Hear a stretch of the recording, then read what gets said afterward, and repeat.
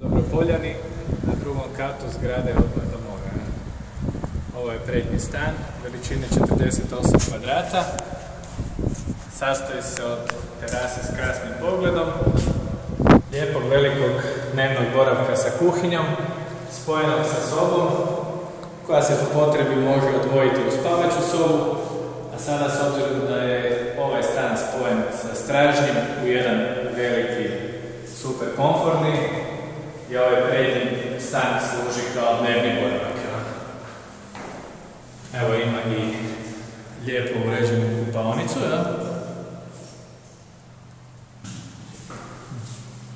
I sad se ide u drugi stan,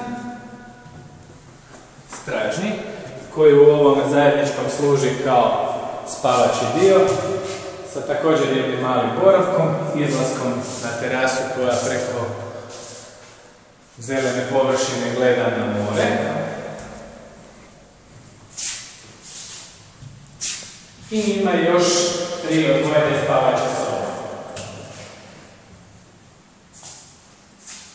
Ova spavaća soba je zapravo prvenstveno bila kuhinja i blagavaona, ali je za ove potrebe pretvorena u spavaću sobu, a može se vratiti nazad u prvobitnu svrhu ako se stanovi odvoje.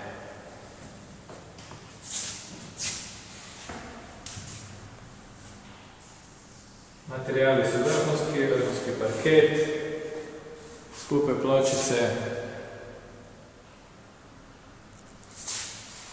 lijepa vrata, sve u jednom boljem stilu. Dobrodošli!